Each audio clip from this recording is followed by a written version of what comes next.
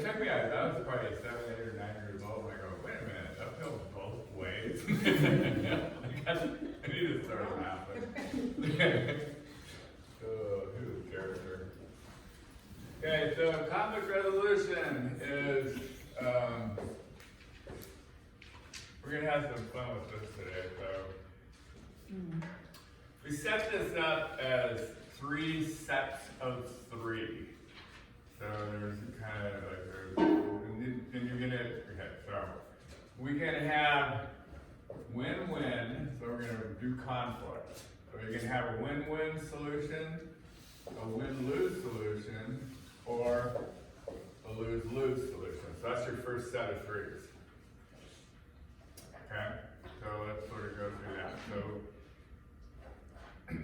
So what we're typically wanting, well, what we need to learn for the most part is the win-win option. Like, how do you manufacture a win-win solution to conflict?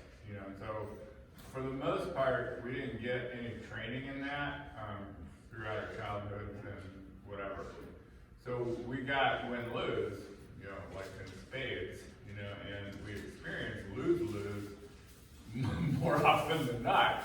But win-win was like, huh? It's like, what? It's like, it makes no, win-win just really makes no sense. It's almost like, why would I want to go to a football game if I know it's gonna be a draw? That's how we saw it. Win-win was like a draw. Nobody won. In a sense, everybody lost.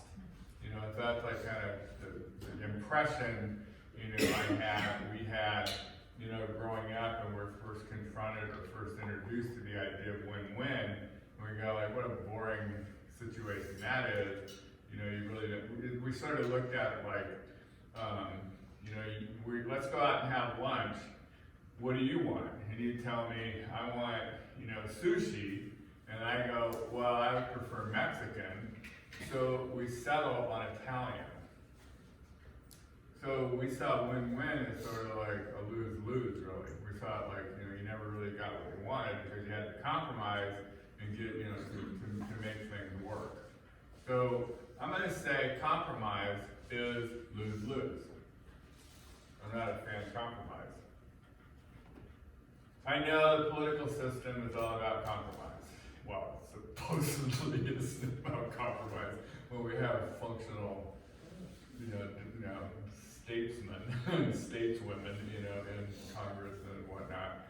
But that's like, and that's like how that works. I mean, you compromise, to be able to incrementally get essentially what you want. And so I'm not going to dispute that. That's kind of how, the political system works. It's how democracy works. It's how it should work. I'm okay with that.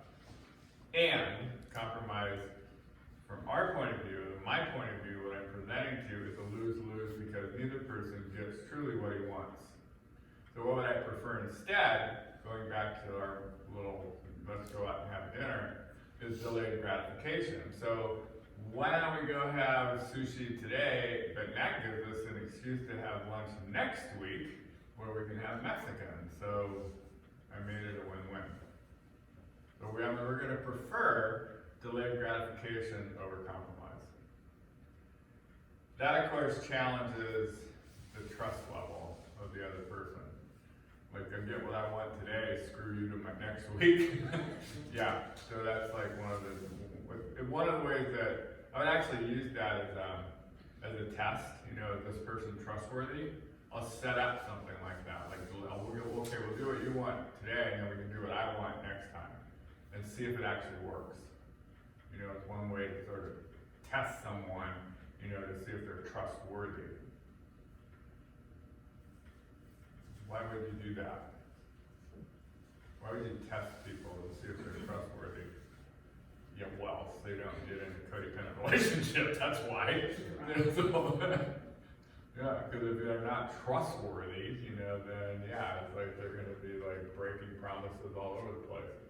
Okay, so that's what a lose-lose. So lose-lose is, kind of a terrible situation where, you're surrounded by bad guys and you're going to try to take down as many of them before they get you. I mean, it's just a horrible, kind of conflict resolution situation. I mean, it's like, you know, it's like I'm gonna get as many of them before they take me down, you know, kind of place, and that's who wants to be there.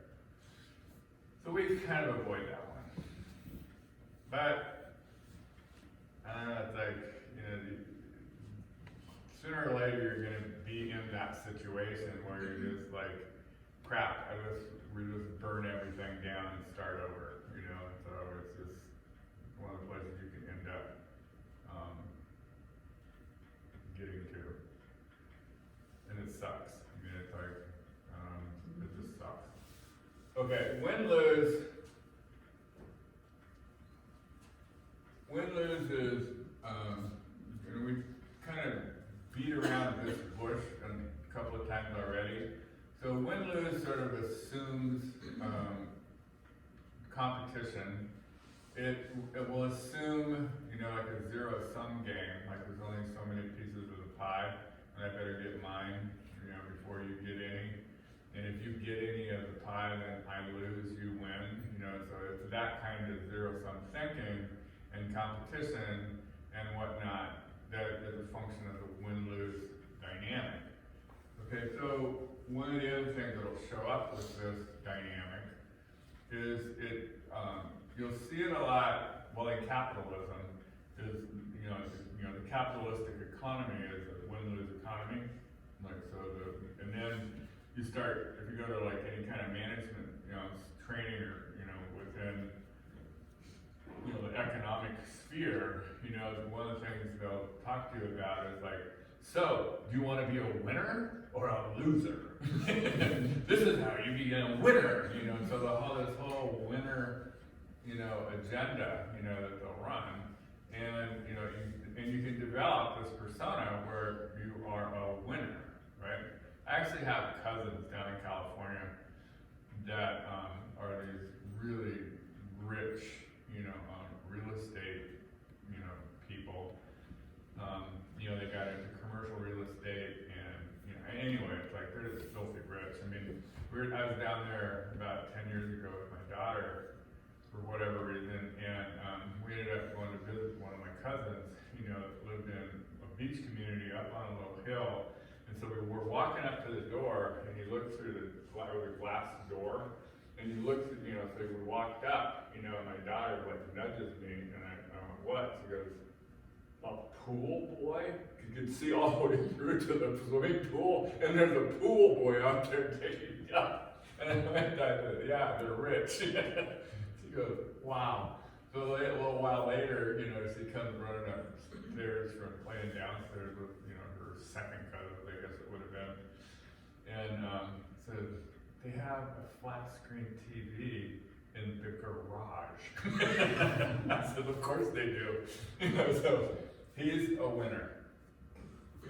Glad hand, you know, it's like right there, push for the sale, and let's make sure we get your needs met.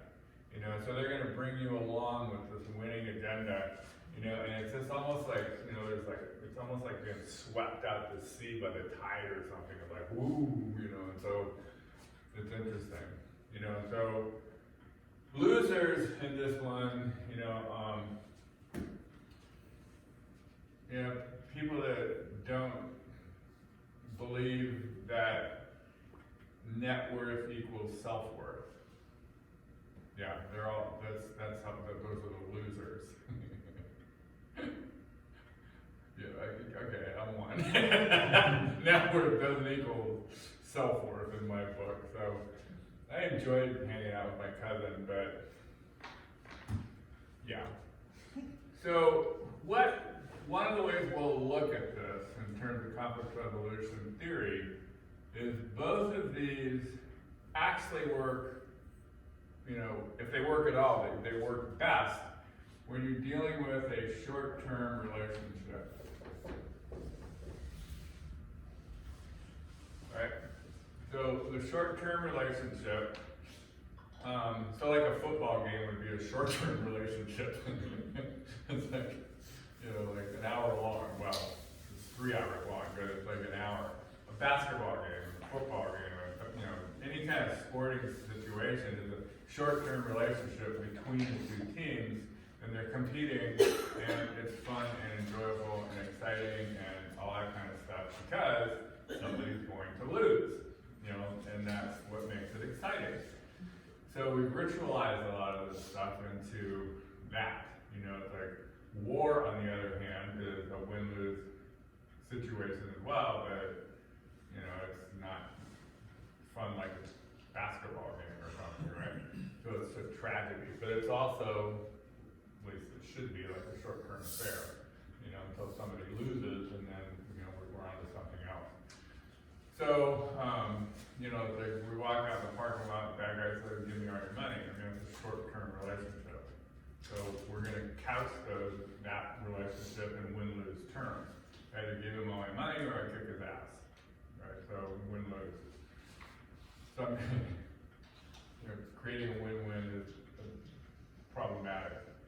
Although it's like one of the stories I tell in women's self-defense class was this woman called me. I get the I've been doing it for like 40 years. It's like people call me up, women call me up 10, 15 years after the fact. And you go, "Bruce, guess what?" Blah, blah, blah. And it's always interesting to get those calls. But she was in New York, and the bad guy dragged her in off the sidewalk into this alley, and had a knife on her throat, and so she was able to neutralize the knife. And then she was like a real hippie kind of woman, so why she was even in my class to begin with, I'm not sure, because it was all about love, peace, and rainbows and unicorns. But she came into my class. But anyway, she neutralized the knife, at her throat. She goes into this meditative state and reached out with her feelings, Luke, reach out with your feelings. But anyway, she said to the guy, "How would you like it if somebody did this to your sister?" And the guy burst out into tears. And so she bought him a cup of coffee. Of course she did. Oh, God. So she was able to turn a win-lose into a win-win, and then she called me and told me about it, and I almost told her, "What the hell were you thinking?" Wow. Okay. Yeah, I know. Weird. Okay, win-win. One way to think about the win-win is this is primarily when you're working to develop a long-term relationship. Now here's where it's an interesting crossover, because one of the things that you'll find out in retail, like Alaska Sales and Service, one of the things they'll used to talk about in their advertising is we're looking for a lifelong, relationship with you. We want to be your car dealer for your entire life. So long-term relationship. So how do you manage that? You have to create win-win scenarios. So I'm going to get a good car at a price that works for me, and they get a profit, but not as much as they could have got if they were, a shyster down on Fifth Avenue. So that would be kind of like where it starts to cross over, where the win-win is starting to come into the marketplace, and so it starts to displace the people who are doing the win-lose scenario. I win, you lose. I'm going to sell you a car with bananas in the manifold. So win-win, though, by the way I've set it up here, if we look at relationships as long-term, as a long-term situation, then I want the conflicts that we deal with, in a marriage or a friendship or whatever, or even in a work relationship, I want, the win-win to be the default way that we resolve conflict. And I'll see if we default down to, or if we, get down to a win-lose, I'm going to see that as, kind of a failure of some sort. It's like we blew it here. So at some level, going off of what we were talking about last week about assertiveness training, I'm going to get what I want, but not at your expense, and vice versa. That's win-win thinking. I'm gonna get what I want, screw you, is win-lose thinking, right? So in order for me to stay with that whole assertive agenda, I'm pretty much setting up, everything, all the conflicts that we're going to have, I'm gonna approach them with this win-win mentality. Okay, so there's some physiological stuff that you have to take gets taken into account when we look at this.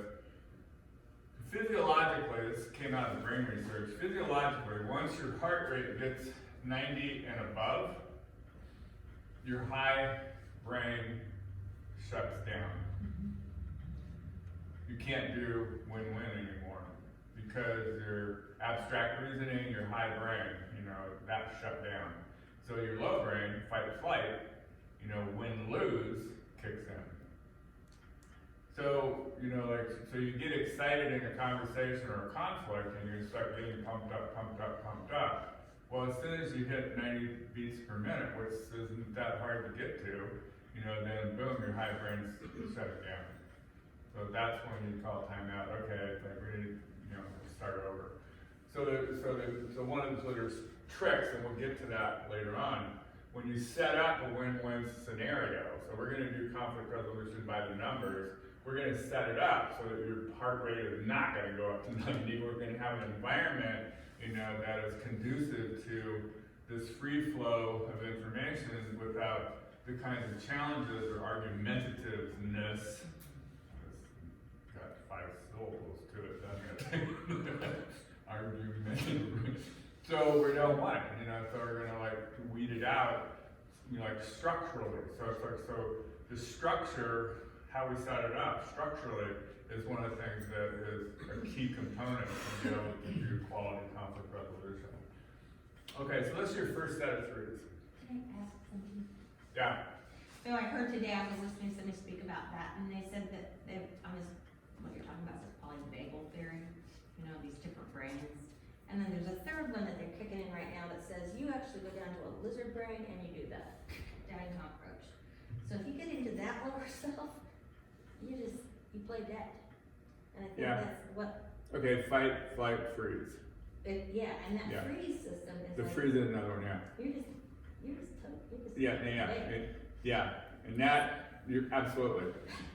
So when you freeze up, essentially what you just did is gone into the lose position. Right. Yeah. Out of a primal defensive mode that's not controlled any kind of consciousness or anything else. You're just put there. Boom, you're there. Yeah. So being able to, so when you're gonna interrupt that process, I don't want to default to freeze. Right. Right. Belly up, throat up. Right. I don't want to default there. Yeah. I don't want to default there. Yeah. Again, it's you're gonna pay attention to your body. And call timeout. Yeah.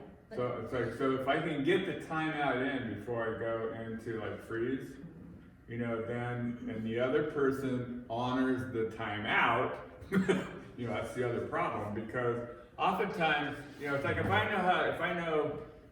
I know you in any way, shape, or form, and I know that if I know this is a button I can push to win the argument, right?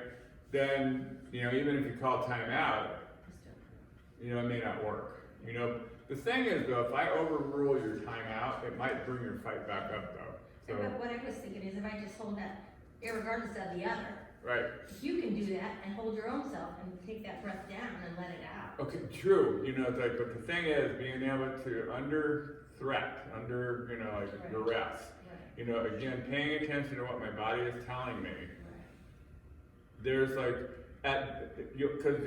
so if I go into fight or flight, it's a sequence. It starts here, it goes up my chest, it goes down my arms, and then it comes up into my jaws. Right. So it's a 5-part process that I recognized, I discovered. At each of those places, I can do one thing. But once it comes up here, I can't do this thing anymore, I can do this thing. But I can do this thing, I can't do this thing. Then I can't do this thing, but I can do this thing. Right? So I want to have in-depth timeout, so to speak. all the way up. Because then it's like, if I can get one of them to work, you know, then I can kind of interrupt the flow and go, release, I'm okay, you know, this is, you know, not a physical threat, you know, it's a, well, it might be a physical threat. Sorry. Yeah. Good. All right, so that's the first set of threes. Second set of threes, when you're resolving a conflict, then there is an issue that you're resolving. Right? An issue is counselor talk for, this is a definition that we're gonna play with quite a bit today. It's a problem that has three characteristics. One, it's present time, happening right now. It is a solvable problem. And three, it is a specific problem. So an issue is a problem that's present, solvable, and specific. As opposed to what? Past, general, non-solvable. Yeah. All right, so this is the definition we're going to play with. I mean, so the advanced warning on this. Only specific present time and solvable problems can be solved. You let that sink in. I can't solve anything other than something that's specific, present time, and solvable. Yeah, if it's in the past, I can't solve it. If it's non-solvable, I can't. What's a non-solvable problem? Your opinion of me is non-solvable. I can't solve that. That would be like an example of a non-solvable problem. Someone says, you never cared about me. That's not solvable. So present, you know, solvable, specific, you know, as opposed to general. So one of the things that I want you to get in the habit of doing, when people say, you know, you always blah, blah, blah. Always. Or never. You never blah, blah, blah, blah, blah. Never.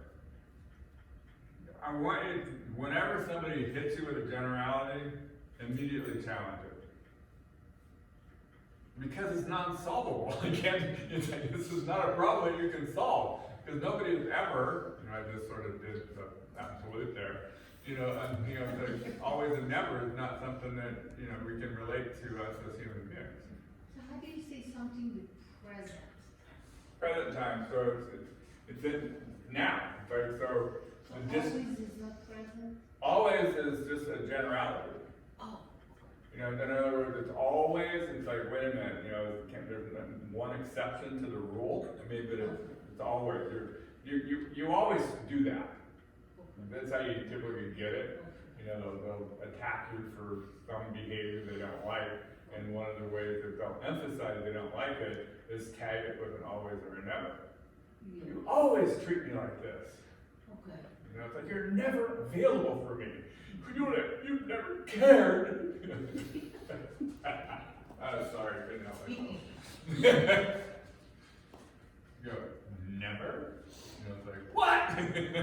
Yeah, you might start a fight if you do that. Okay, so issue. So that's like how we're defining the term. So, there are three kinds of issues. Clear issue. What we're talking about is what we're talking about. Veiled issue. What we're talking about is not what's going on. And then a no-win issue. So, clear, obvious, you know, it's like it's clear, it's obvious. What we're talking about is what we're talking about.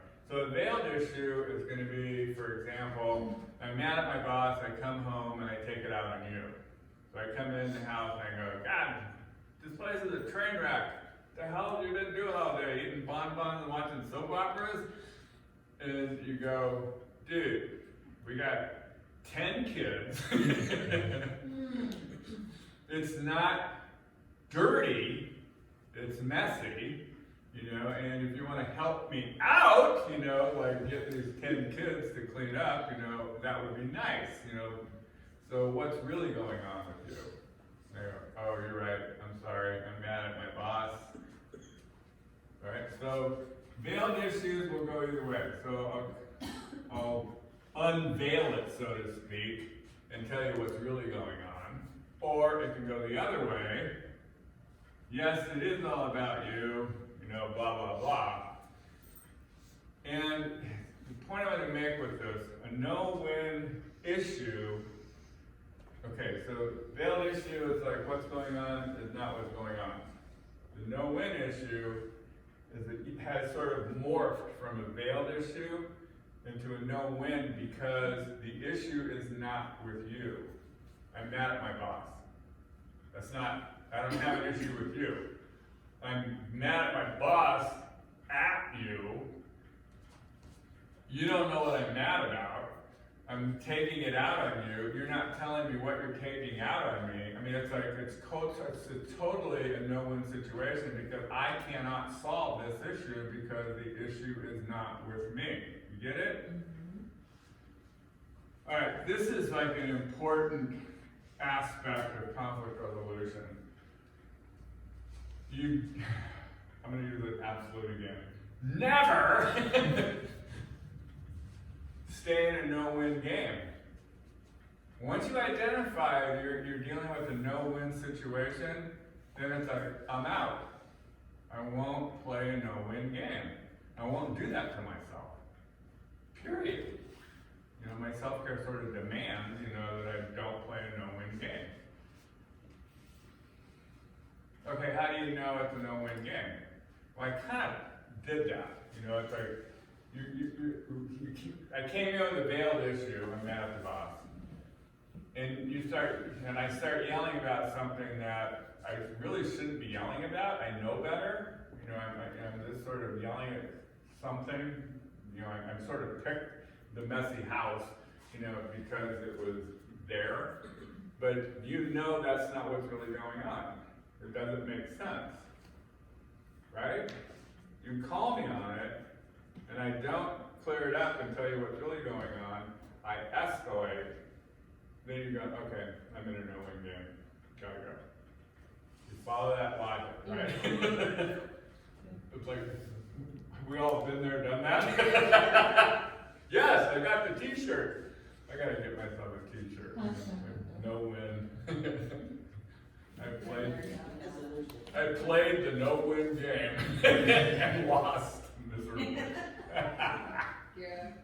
Oh. And lost. If I emphasize this enough, is this tattooed in your mind? Never, never, never play a no-win game. Yes, good. Okay, so there's the second set of threes.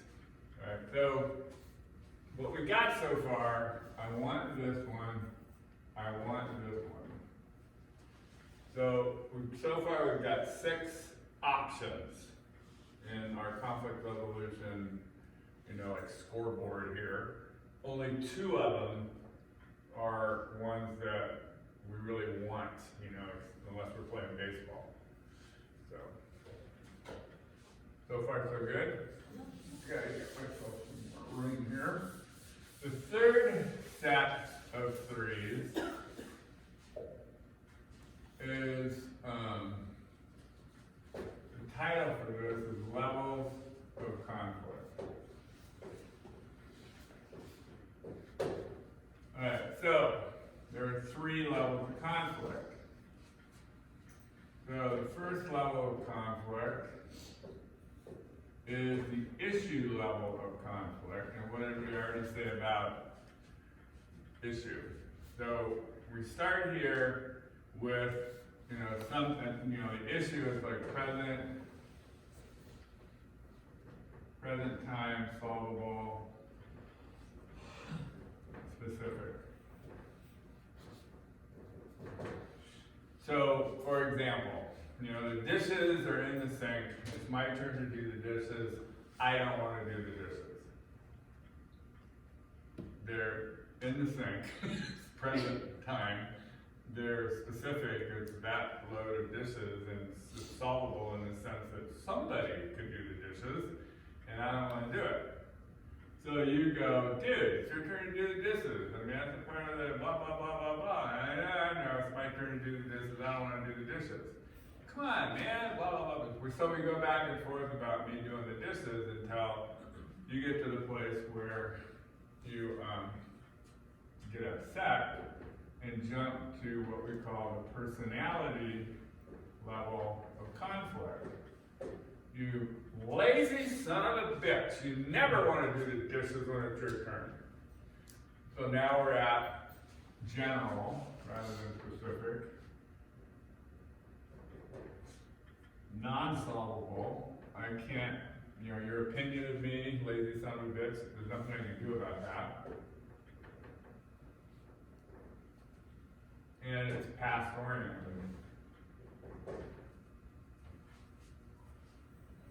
Got it? So not to be left behind down here, I'll jump up here and say, me lazy. I'm not the one that sits around smoking dope all day long and playing video games. Like, what are you talking about? So now we're both up here doing that. So this will go on for however long it goes on until we finally, reach the third level of conflict, which is the relationship level of conflict. And you say something like, well, screw it, I'm out of here. And I say, fine, don't let the door hit you in the ass. So it's future oriented. And it's all about canceling the relationship altogether. All over dishes. All because of dishes. Well, they're still in the sink. Oh, I see. They're never getting done, but we ran all the way up to, Oh, okay, let's break up. yeah. All right. So there's your third piece. I have to stay at the issue level of conflict to actually solve the problem. These other two options don't get me where I want to go. I mean, they accomplish other things. I mean, they aren't getting the dishes done, but I'm not able to blow off steam and resentment. I can create this argument so I can get out of the relationship, without actually being honest about it. I can just create a crisis and go, I'm out of here, and then I don't have to feel guilty about leaving or anything. So you're accomplishing things up here, but you aren't resolving the conflict. That's exactly what you're not doing. Yeah. So you wanna bring it back to. Yeah, absolutely. That's the discipline. Instead of. Yeah, and so. So bringing up all the past, it sort of builds on itself, Yep, and I gotta go, no, not going there. So one of the last things I'm gonna do, is in the blue handout, I'm gonna go through at the end of this after we get all done with doing all the role play stuff that we're gonna do. It's like that whole thing about, the 28 ways to sabotage, a conversation or a conflict. Yeah, we're gonna go through that. Because that's what you gotta have to keep it from jumping. Like one of the most common ones that you run into is called cross-complaining. So cross-complaining occurs like, I put an issue on the table, I want to talk about blah, blah, blah because of blah, blah, blah. And then you go, well, what about blah, blah, blah? And then, that's cross, yeah.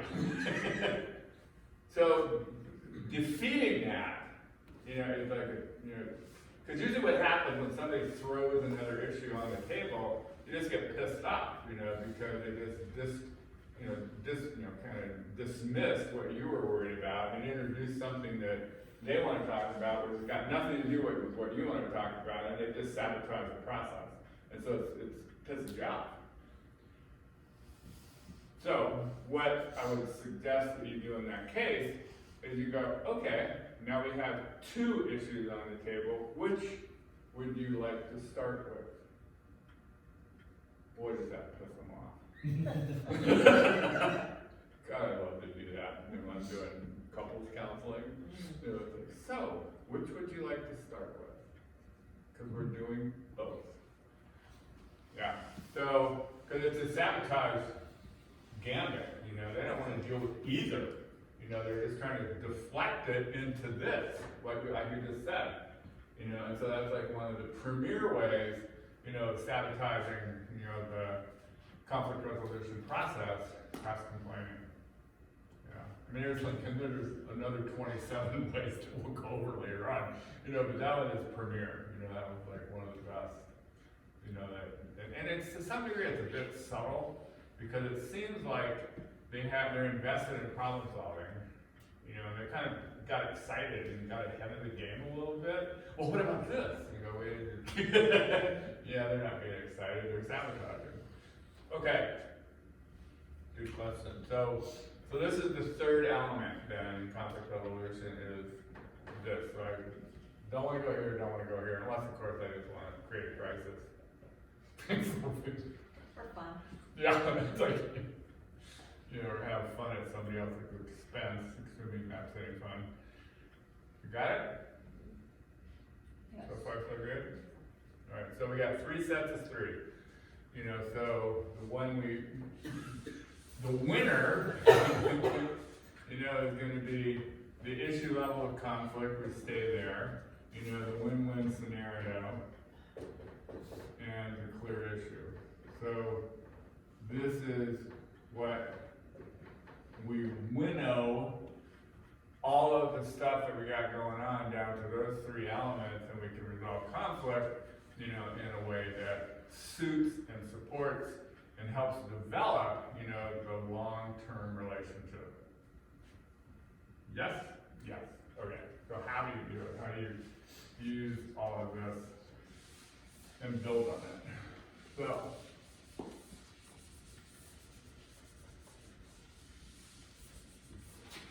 I'm going to give you, and this is like, I'm going to give you this in spades, and I'm going to leave it up here if I remember to do that, so you can refer to it when you get to do the role play here. I'm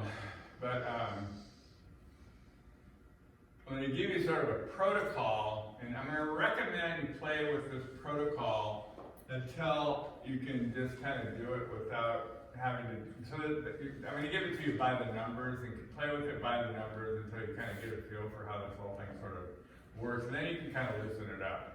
You know, so this is by the numbers, total sort of structured, follow this particular structure, you get to a win-win regardless, right? And so it's formal. I mean, so it's a formal sort of process, a formal protocol. You practice it in the formal way, and then you loosen it up, you know, over time, because it's cumbersome. And this is one of the things that, again, I run into this in marriage counseling. You know, people will tell me we should be able to do this spontaneously. And when they say, they'll say it exactly like that. You know, it's like basically that's the message. You know, we should be able to do this spontaneously. And I'll just sort of let that statement hang in the air, you know, and just sort of stare at them like, you know, they grew 2 heads or something.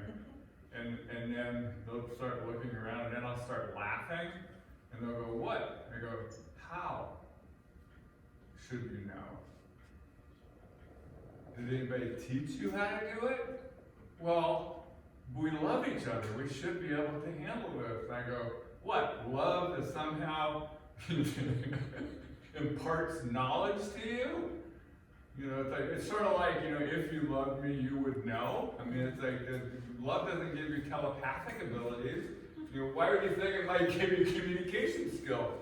What are you, nuts?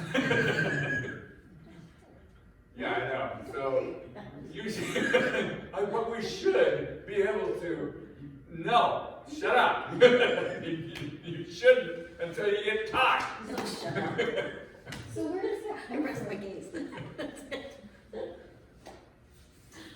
Well, there went all the soap operas in the world out the window. So where does that come from? That ideal. That it should magical thinking? automatically just. Yeah, it's magical thinking. It's just. Magical, yeah. Yeah, it's magical thinking. So what, did we go over magical thinking recently? We did? No? Okay, what's magical thinking? So magical thinking occurs, so magical thinking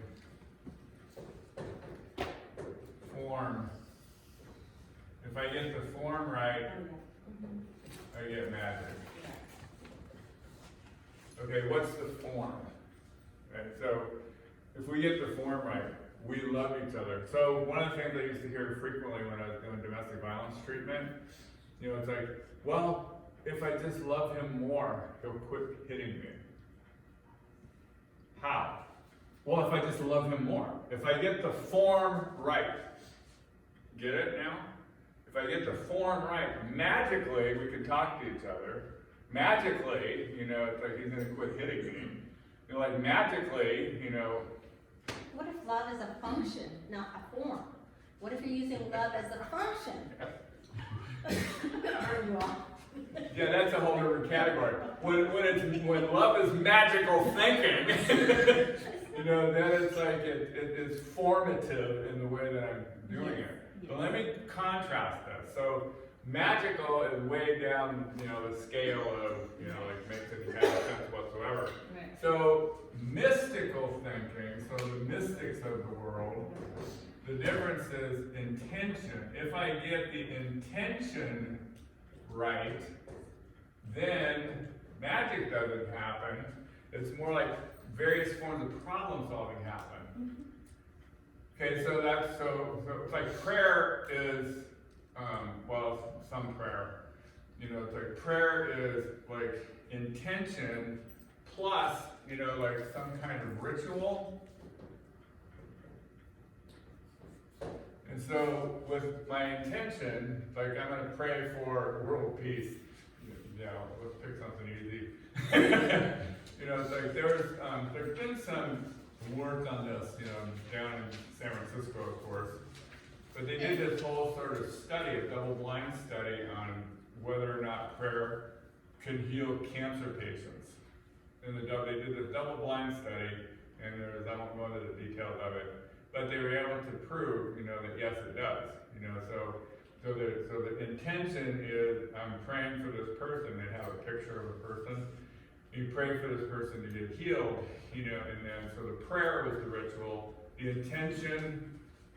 intention through ritual gets concretized into some kind of, we don't know, action that has to do with And it changes the the form. numinous, yeah, you know, like the divine realm, you know, the spiritual realm.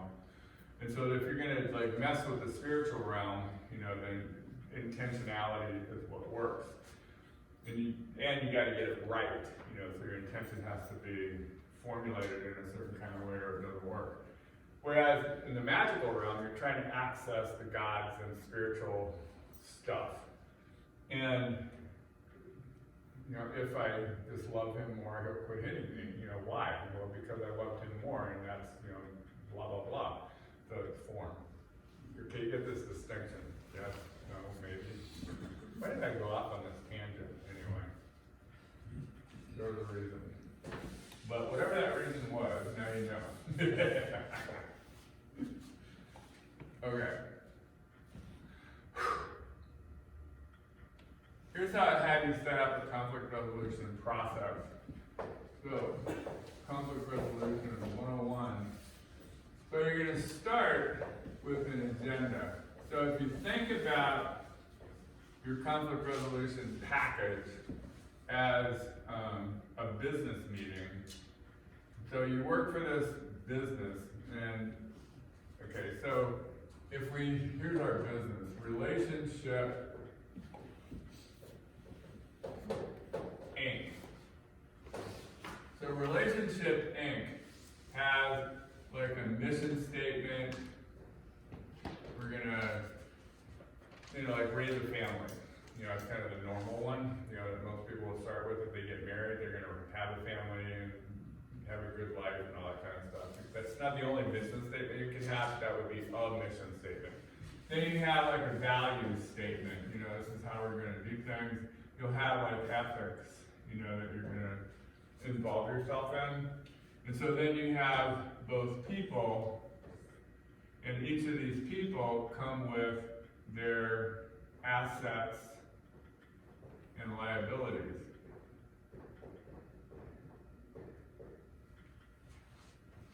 Okay? we are gonna work together, you know, to achieve this mission, right? So that's like Relationship Inc. So setting this up as a business meeting sort of makes sense within this kind of framework. So there's more to it. I mean, I can take this analogy and really run it out quite a ways. The analogy will hold up, you know, really well when you look at relationship dynamics and whatnot.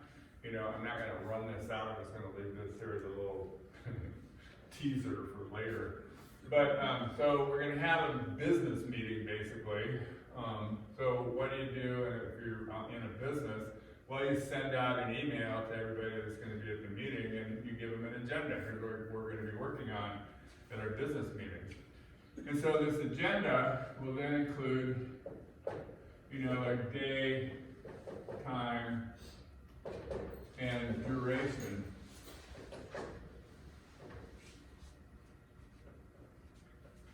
And you're gonna have like a day or two to prepare for this business meeting. Right, so so as opposed to one of the other blocks, you know, that we have, you know, like on that 28 ways you can screw things up, one of them is timing, you know, and so like you don't start a substantive conversation when I'm leaving the house to go to work. We need to talk. Okay, not right now. I gotta go to work. You don't care. So. Because it's so true. I know. She You know, remembers the I'm not ruining all the soap operas in the world. So day, time, duration. And I usually will, you know, like in addition to that, you know, we can add location. I'm gonna do this to start with out of the house, you know, like I'm gonna use a social environment, you know, like Kaladi Brothers or someplace. I'm gonna use that environment to make sure we don't start yelling at each other. So I'm gonna use the social environment as a constraint or as a like a fail-safe. You know, I know you're not gonna lose it if we're at Kaladi Brothers, right? If we're sitting at home across the kitchen table, yeah, there's no social constraint. You know, you can do whatever you want. Follow me? So it's like, so this is how, if I'm doing it by the numbers, I'm gonna increase the safety by, you know, going to Kaladi Brothers or somewhere out in the community. So I got like this social pressure. Make sense? Okay, so we show up with our agenda and kind of whoever called the meeting, you know, and we can play around with that, you know, because sometimes, like when, you know, when I was married and had kids and they're all in school, you know, all four of them, you know, like we had a standing yearly schedule of having a family meeting on the second week of September, the second week of January, and the second week after school ended. And it was a family meeting to figure out what we were going to do for the next semester. How we were going to organize the family's life, you know, for that next semester. And we go to Hog Brothers Cafe and the boys would pig out on all that protein and carbs and stuff. And they're gone now. Or no more Hog Brothers. I remember when they were I remember when they used to be with Chilcoots. I mean, you know, they were just right next, you know, like right in the same building, you know, it's Chilcoots a long time ago.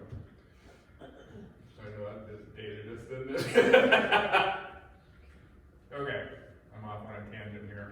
So whoever called the meeting, we're gonna call that point of view number 1. So point of view number 1, you know, get 5 minutes to lay out their point of view. You know, it's like, so I want to talk about X, Y, Z, and here's, you know, the issue, and here's this, or here's that, whatever. So the other person, point of view number 2, does, guess what? Active listening. Okay, so after 5 minutes is over, okay, one of the things that you found out from last time when we did active listening, and well, I'm gonna point this out, you may have figured it out, you may not have figured it out, but one of the things that happens when you're in active listening mode, when you walk a mile in somebody else's moccasins, when you're actively in their point of view, you lose your own point of view. And it takes me, I timed it once, it takes me about 6 seconds to get my point of view back. Alright, so I kind of abandoned my own point of view as a way of getting into your point of view. And so as I come back into my point of view, there's 6 seconds transition. So after we're done here, we take at least a 6-second break. You know, you go get coffee, you go to the bathroom, you know, whatever, whatever, break. Until my point of view, like point of view number 2, my point of view is back, and I'm solid in my own point of view. Okay, so can you see the danger here? So if I get you to active listen, and I push for an agreement, and you agree, then 6 seconds later, you're gonna go, wait a minute, you know, it's like, no, buyer's remorse, essentially. It's like, what did I do? I just agreed to shit that I don't believe in. And then I'm gonna, well, you agreed, you know, you made your bed, lie in it. You know, it's like I'll just beat you up for not staying true to your word. But in effect, I took advantage of the fact that once you're in that active listening place and you're walking a mile in my moccasins, you don't have access to your own point of view. I took advantage of that. Yeah, I know. Pitfalls everywhere, huh? So you take a break so that doesn't happen. Now, point of view number 2 gets to do their whole thing for 5 minutes. Point of view number 1 does the active listening. And we repeat this process, so you take another break, right? You repeat this process until you're able to come to a place where you find common ground. You keep working the issue, whatever was on that agenda, you keep working it and working it and working it until you come to a place where you go, oh, we got common ground. Okay, once we get common ground, then we can do problem solving, right? So we can just set up a way to solve the problem. So, but this is the hard part. This piece is the hard piece, you know, like being able to get to that. Can you see how you're working it? You're both sides of it. Okay, let me give you an example of this. Like when I do this thing in other venues, they don't do it in here so much. I usually do it like bigger venues, and they usually do it for the shock value of it. Because sooner or later somebody's going to say, well, how do you get to common ground, or what if there is no common ground? That's usually the question that will come out. And I'll say, okay, how about this? What's the common ground for pro-life and pro-choice? There is common ground. What is it? So they start arguing, you know, and blah, blah, blah, blah, blah. And when they're arguing this, it's like, you can watch the whole thing.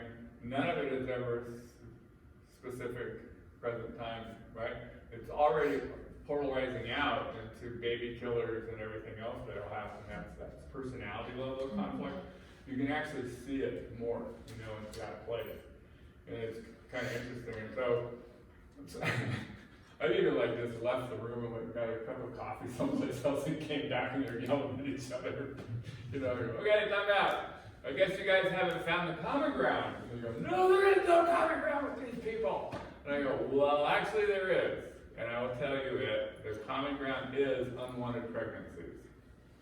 So if we start there, and you don't step on each other's toes, you think you can work together to solve that problem. And all the wind just comes right out of the sails, you know, everybody just goes, oh. I mean, if something is intractable as pro-life, pro-choice, you can find common ground and therefore find a way to mobilize, you know, sworn enemies, you know, to a common cause. Any problem is solvable, you know, if you just work it, you know, and find the common ground. And that really is a function of what we were talking about last time with active listening. I mean, even I can totally disagree with you, but I can understand your point of view.